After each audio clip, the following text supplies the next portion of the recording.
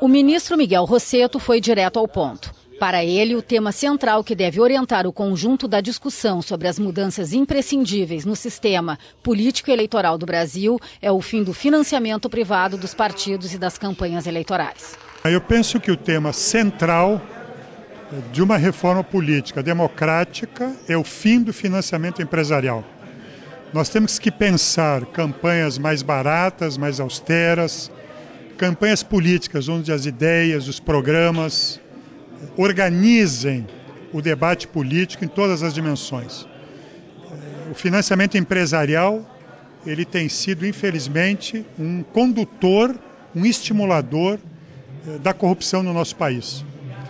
Impõe interesses privados frente ao interesse público. E, portanto, nós temos que interromper esse processo. Conforme Miguel Rossetto, o atual momento histórico é propício para o Brasil avançar e se consolidar como uma grande nação democrática, fortalecendo os partidos, o voto popular e recusando retrocessos. Ele destacou que a reforma política é uma bandeira consensual entre todas as instituições democráticas do país.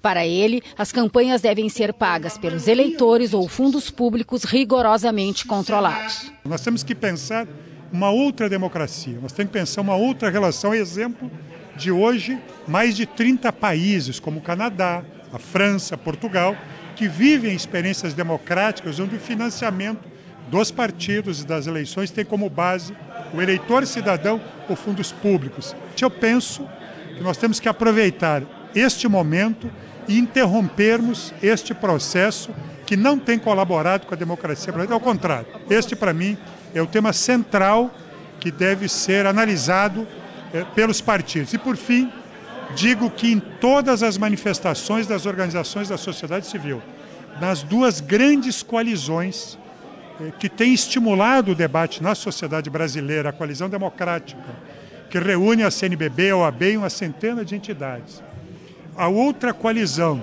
do plebiscito e da Constituinte, que também reúne um conjunto importante de entidades. Todas elas trazem como ponto comum o fim do financiamento empresarial e a abertura de um outro processo democrático no nosso país. Durante o debate, que teve a mediação do jornalista André Machado e os advogados Ricardo Giuliani e Fabiana da Cunha Bart como debatedores, o ministro ainda alertou para o que chamou de distorções na representação política da sociedade brasileira.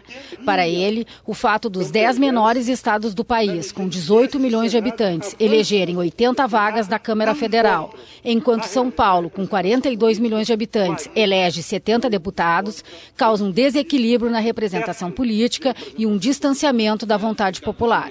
Conforme o ministro, a reforma política também deve corrigir essa proporção, aproximando os parlamentares eleitos dos seus representados.